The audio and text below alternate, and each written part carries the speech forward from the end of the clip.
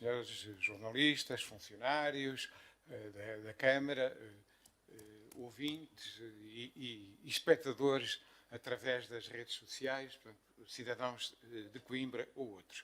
Antes de mais, votos, naturalmente, de um bom ano, um ano de paz, um ano de progresso. São os votos para todos e creio que podemos todos contribuir para que isso ocorra. 4 ou 5 aspectos queria aqui trazer. Um deles, naturalmente, prende-se com o encerramento da Estação Nova de Coimbra, vulgarmente conhecida como Estação A, em rigor Estação da Cidade, que era há muito previsto, anunciado e agora concretizado. Aliás, como reafirmou a CDU em múltiplas declarações institucionais e públicas, em ações concretas desde há largos anos, abaixo-assinados, tribunas, manifestações, em diversos fora, por aí, aqui e em muitos outros locais, é um erro profundo e irreparável para a cidade e para a região. Desde 1885, há portanto 140 anos, que o comboio chegava ao centro da cidade de Coimbra. Agora, ao contrário do que sucede na maioria das cidades do país e no estrangeiro, tal deixará de acontecer.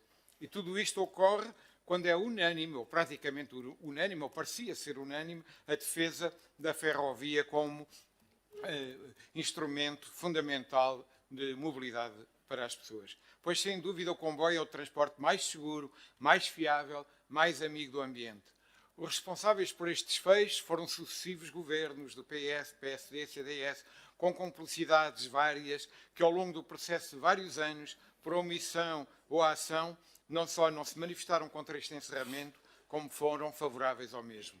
Após o anunciar de um transporte metropolitano entre Lousã e Coimbra, há muitos anos, em 2010, arrancaram-se os carris, precisamente no mês de janeiro, 4 de janeiro, desmantelou-se o centenário ramal da Lousã, ao invés de modernizar a linha de montanha como nós defendíamos.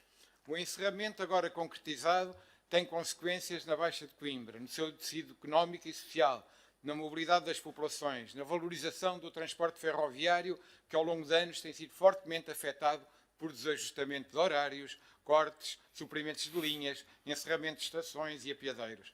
Esta medida trará ao de cima injustiças do ponto de vista ambiental, social e económico.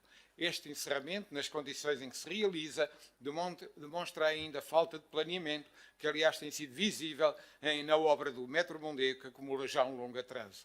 Com efeito, o encerramento, tanto mais sem a conclusão das obras entre estações, terá inevitavelmente fortes constrangimentos para todos os que encontravam na estação o seu ponto de destino ou de partida. Constrangimentos a que as soluções encontradas tendem a não responder.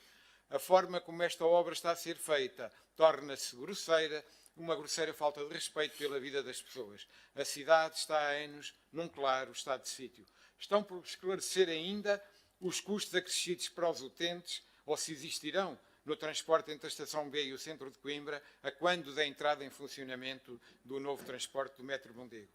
A CDU reitera a sua total oposição, repúdio e protesto por todo este processo de largos anos, reafirmando a sua firme convicção de continuar a luta e intervenção pelo transporte público de qualidade, a preços acessíveis e mesmo gratuitos, pelo reforço da ferrovia e das suas infraestruturas na cidade e no distrito, pela adoção de medidas que atenuem a concentração de tráfego no centro da cidade, como a construção de parques de estacionamento periféricos e gratuitos junto aos nós de acesso a transportes públicos e coletivos. Uma segunda questão, ao longo dos últimos anos fomos denunciando também, por diversas vezes, diversas malfeitorias ao Hospital Geral dos Covões, inseridas numa estratégia que entendemos de desvalorização do Serviço Nacional de Saúde. Foram sendo desmanteladas valências e serviços, suspenderam-se em certos períodos os serviços de urgência, deixando antever que tal encerramento, anunciado como temporário, se iria tornar definitivo. A CDU esteve sempre atenta, deu voz e denúncia também em reunião de Câmara a este processo de desmantelamento. Agora, neste início do ano, tudo indica que se confirma o desferimento de mais um golpe profundo com o encerramento destes serviços. Mais uma vez aqui dizemos que é fundamental investir no Serviço Nacional de Saúde, nos seus funcionários, valorizando salários e carreiras, investir no SNS, é investir na melhoria de vida e do bem-estar dos cidadãos, logo no desenvolvimento do próprio país. Queria valorizar aqui também o trabalho do projeto Trampolim do programa Escolhas. De entre a vasta intervenção que o Trampolim desenvolve no Planalto do Ingote, a Comunicação Social relevou recentemente o projeto Reibi no Bairro, iniciado em 2015, enquanto projeto de cariz social, que o Rugby da Agrária abraça e desenvolve nos bairros municipais do Planalto do Ingote, em Coimbra. A parceria do Rugby da Agrária com o projeto Trampolim, Escolhas Nona Geração, tem o objetivo de reforçar estilos de vida saudáveis, juntamente com a prevenção de comportamentos de risco, para valorizar as competências das crianças e jovens provenientes neste território de intervenção ou de contextos vulneráveis. O que se pretende, e dizia a coordenadora do projeto à Comunicação Social, é promover a inclusão social e igualdade de oportunidades através do desporto, neste caso o rugby. O objetivo principal deste projeto é fazer com que os jovens se sintam integrados e evoluam pessoal e socialmente. Quando tanto se tem falado de bairros municipais, associando-os à violência, à criminalidade, há que desmontar este discurso, referindo o trabalho social e cultural de envolvimento e proximidade que é desenvolvido nestas comunidades e a importância de se reconhecer o papel das associações de moradores, de associações e coletividades de cariz cultural e desportivo. Neste caso, do projeto Trampolim, que pela sua intervenção e através de diversas parcerias desenvolve um trabalho de significativa importância. 3 notas muito breves, uma dando conta de uma preocupação de vários municípios relativamente a contentores de lixo enterrados na Avenida Emílio Navarro, que se encontram selados desde há bastante tempo. Se era compreensível que não estivessem disponíveis para uso a quando das obras na zona envolvente, agora parece que já nada justifica que não estejam a uso, obrigando moradores das proximidades a uma deslocação muito maior para depositarem o lixo noutros contentores. Aqui deixo a questão, o que se passa, porque é que ainda não estão disponíveis para os municípios. Uma outra questão também colocada por vários moradores e utentes, nomeadamente pais encarregados de educação da Escola dos Olivais, relativamente à Avenida Dias da Silva, que têm vindo a demonstrar preocupação com a situação de enorme aglomeração de veículos junto às 2 paragens do Semetuc, nos 2 sentidos de trânsito na proximidade da Escola dos Olivais. Sobretudo às horas de início e fim de atividades escolares, cria-se um enorme aglomerado de veículos, situação que se agrava pelo estacionamento dos autocarros.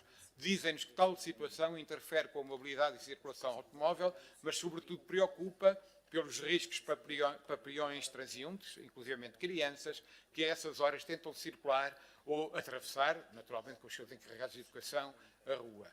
Haverá a possibilidade de estudar uma alternativa de deslocação, reposicionamento daquelas paragens? É uma questão que aqui coloco. A finalizar, queria transmitir a minha preocupação, e de novo, não é a primeira vez, pelo número insuficiente de funcionários da Divisão de Espaços Verdes e Jardins, particularmente jardineiros, aquém do número previsto no mapa de pessoal. Temos 37 lugares preenchidos dos 54 previstos, situação que se acentua pela idade avançada da maioria dos funcionários e que tende a tornar-se ainda mais grave, já que neste ano de 25 e de 26 se estima que se aposentem mais 12 trabalhadores. Neste caso ficariam 25. Sendo difícil atrair trabalhadores para os serviços autárquicos, não tenho a mais pequena dúvida, desde logo para os baixos salários oferecidos e que, portanto, o que acontece é que muitos dos concursos ficam sem o preenchimento das vagas. Há, no entanto, que insistir no recrutamento de mais trabalhadores.